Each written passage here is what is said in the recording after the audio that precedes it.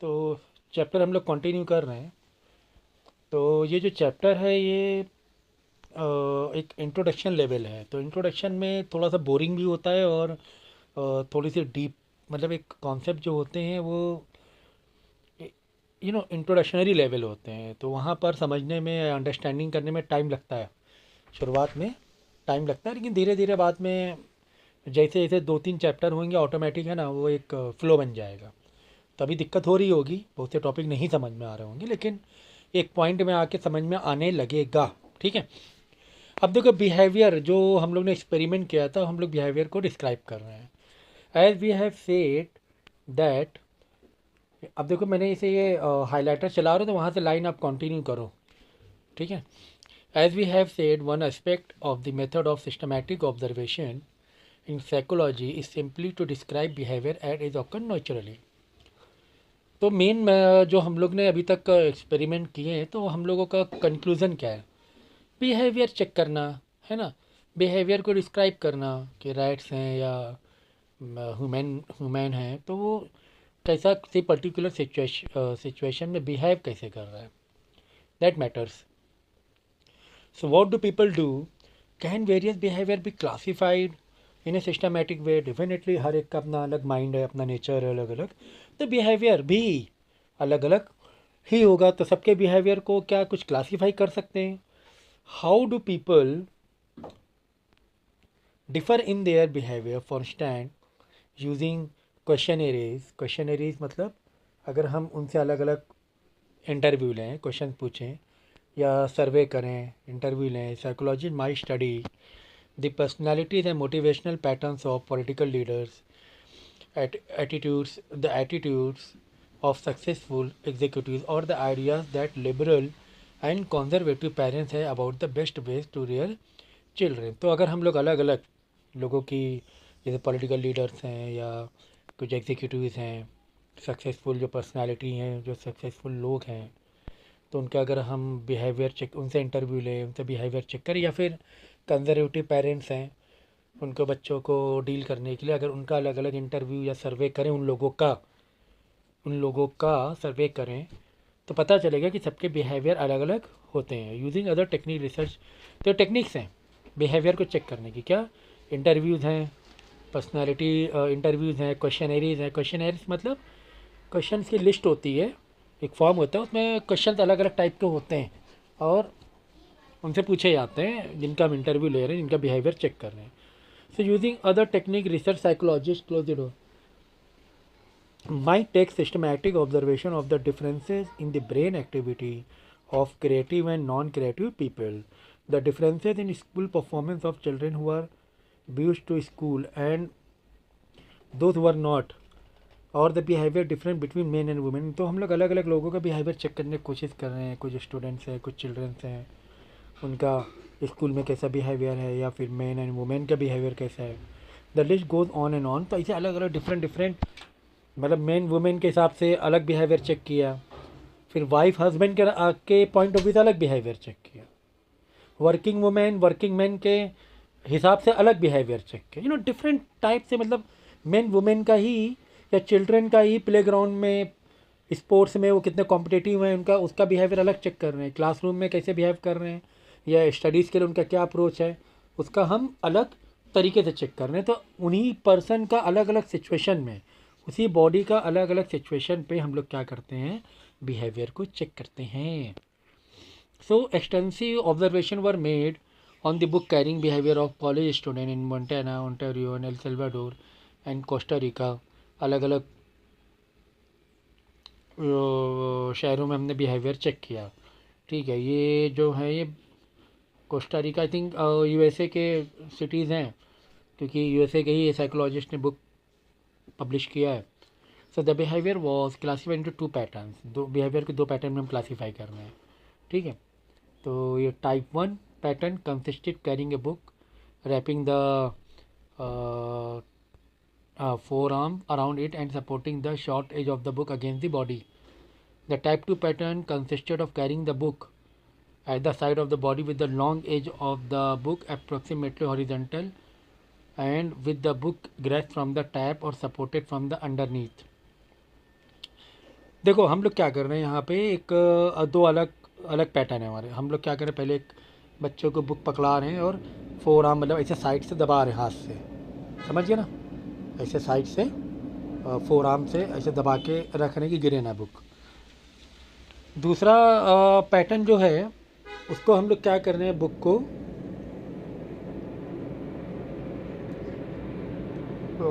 को हमें हैंडल करना है अंडरनीथ, ठीक है ना, और बुक को बैलेंस करने की कोशिश कर रहे हैं। तो कुल मिला के ऐसा क्यों कर रहे हैं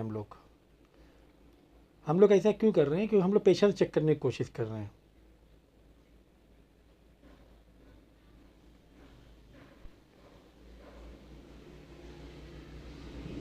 हम लोग क्या कर रहे हैं, पेशेंस चेक करने की कोशिश कर रहे हैं। So approximately 90 to 95% of the female fell into the type 1 pattern, ठीक है ना। तो हमने ये देखा कि जो टाइप 1 में जो पैटर्न था वो बुक को लड़कियां कैसे ले जाती हैं, इस तरह फोर आर्म्स में हैंडल करके, अपने अगर आपने देखा होगा लड़कियों का जो बुक होल्ड करने का पैटर्न है वो चेस्ट में सीने से। So the method of systematic observation tell what people do and how they differ in their behavior, but the psychological detective who uses the method of systematic observation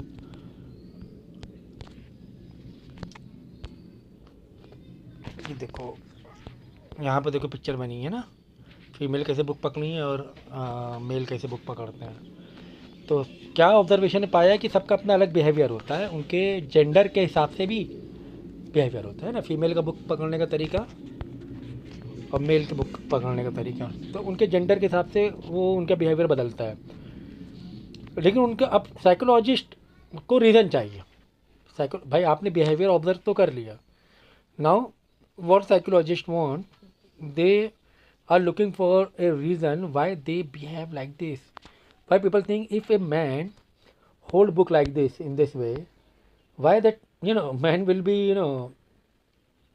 लोग notice करेंगे, भी एक लॉफेबल object बनेगा college या school में। अब एक mail है ना, एक बॉय अगर इस तरह बुक पकड़े लोग नोटिस करेंगे, हंसेंगे उसके ऊपर।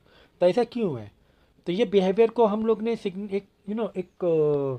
एक सिस्टमैटिक बिहेवियर मान लिया अब तक का कि भाई फीमेल को ऐसे ही, मतलब ऐसे बुक पकड़े हैं तो फीमेल ही है, ठीक है, ऐसे मान के चलते हैं। वो अब बुक मैन भी ऐसे पकड़ सकते हैं, बट अब उनका एक सिग्नेचर बन गया, उनका एक बिहेवियर बन गया, लोग जानने लगे कि ऐसे फीमेल पकड़ते हैं। तो मेल को अगर कंफर्ट भी लगेगा ऐसे बुक पकड़ना, तो भी वो वैसे बुक नहीं पकड़ पाएगा, नहीं पकड़ेगा, नॉट पकड़ पाएगा, he won't hold on this in this way. तो उसको वो थोड़ा सा ऑकवर्ड लगेगा सिचुएशन वो, चाहे वो कितना भी कंफर्टेबल हो फॉर मैन, ठीक है ना। तो referring the observation on the book carrying just, देखो ना, ये है भाई हमारी साइकोलॉजी, किस तरह हम लोग स्टडी कर रहे हैं। छोटे छोटे एग्जाम्पल लेके स्टडी करते हैं साइकोलॉजिस्ट, छोटे छोटे एग्जाम्पल, छोटा देखना, कोई बहुत हाई फाई ऑब्जर्वेशन नहीं है कि कोई उसके लिए लैब चाहिए और you need to do to use different formulas और केमिकल रिएक्शन, नथिंग।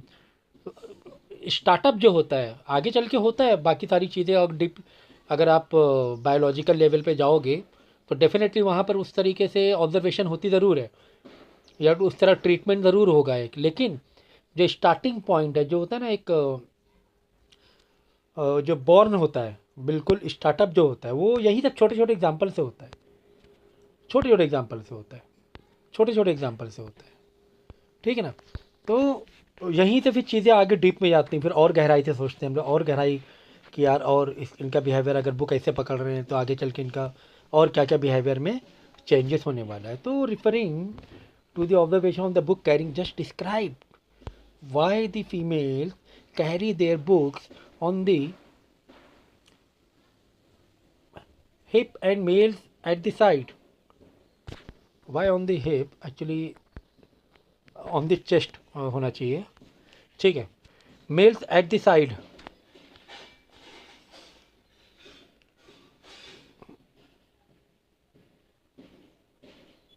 ठीक है।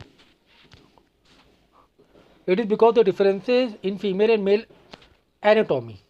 अब इनके एनाटॉमी में क्या डिफरेंसेस है, इसलिए देखो थोड़ा बहुत हमने बायो के आपको बेसिक लेक्चर दिए हैं मैं पहले से ही। इज़ इट जिससे कि अंडरस्टैंडिंग बढ़े। कितना इंपॉर्टेंट था बताओ वो लेक्चर्स, जो पहले आप उतना इंटरेस्ट नहीं लिया होगा या लिया होगा, बट इसीलिए शुरुआत में एक बैकअप दे दिया है आपको हमने। So is it because they learn this behaviour from others of the same sex. अब क्या ये एनाटॉमी से है, मतलब एनाटॉमी मतलब एक जो चला आ रहा है कि यार लड़कियाँ ऐसे पकड़ती हैं, हम वो लड़कियाँ भी वैसे ही पकड़ने लगी हैं क्या, because of all other girls are holding book like this in this way, तो उस तरह फॉलो अप हम करने लगे। ऐसा भी होता है, बिल्कुल ऐसा भी होता है। और एक ऑटोमेटिक ऑटोमेटिक एक कंफर्टेबिलिटी, एक लड़कियों के चलने का स्टाइल हुआ, they can walk like a man, लेकिन उनके बायोलॉजिकल फीचर्स ऐसे होते हैं कि they feel more comfortable walk in this in particular way, holding book in particular way. तो ये होता है। So is it because they learn this behaviour from other of the same sex, और is it due to other factor all together. और भी अलग factors होते हैं, सिर्फ क्या, सिर्फ देखने की देखा देखी की वजह से नहीं कि सेम जेंडर के हैं तो वो just we are following others, सिर्फ इसकी वजह से नहीं होता है। नॉट ओनली ये भी रीज़न होता है कि यार मेरी फ्रेंड ऐसे बुक पकड़ती, मैं भी ऐसे पकड़ने लगी, उसकी वजह से भी होता है। ये एक फैक्टर है, फैक्टर मतलब रीज़न। और भी फैक्टर्स हैं, लेकिन समझना आगे। So one clue favoring learning as the cause of this particular behavior came from observing girls and boys at the age at which the male-female differences in book carrying begins. है ना, कहाँ से आने लगता है, grade 1 grade 2 3 girls and boys start to carry books in different ways. मतलब थोड़े बच्चे 5-6 साल के होते हैं, दे स्टार्ट उनका behaviour, they start their behavior in by their gender, you can say like this, like if there is baby girl and there is a baby boy, starting में तो कोई दिक्कत नहीं है, both are baby, okay, but when they grow up and they reach at the age of 5 or 6 years, but वहाँ से their behavior get to change, ठीक है। सो यहाँ पर यही बताया गया है कि किस तरह बुक्स है ना, ग्रेड 2 ग्रेड 3 से ही, आ जाओ भाई, चेंज होने लगता है। Girls and boys start carry books in a different ways and at this age the body proportion of males female are essentially identical. मतलब 6-7 साल के बच्चे होते हैं, मालूम पड़ता है ना, कितना भी आप बेबी गर्ल को आप बॉयज लुक दे दो, लेकिन after 6 or 5 years, after 7 years, they are get to know that who is like female and who is male body. But of course the observation by itself does not establish the cause of the behavior differences.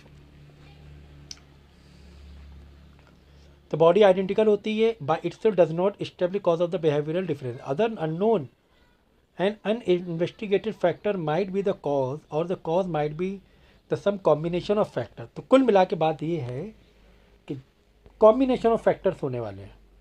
ऐसा तो नहीं है कि देखा देखी अब 5-6 साल का बच्चा क्या ऑब्जर्वेशन करेगा कि वो लड़की वो कैसे पकड़े है, ऑटोमेटिकली होता है changes. All this observation really shows is a relationship or correlation between grade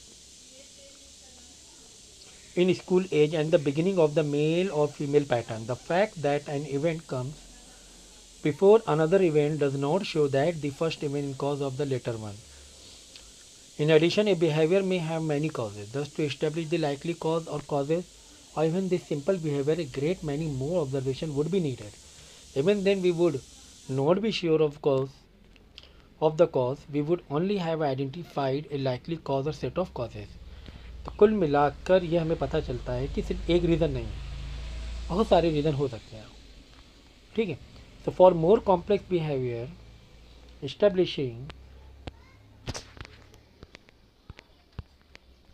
for more causes behavior, establishing cause is much more difficult. Suppose for instance, क्या हो रहा है भाई,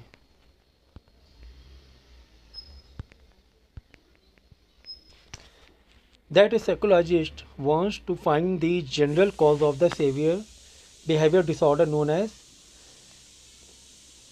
schizophrenia. Schizophrenic behavior is described in detail chapter 15 आगे चलकर है.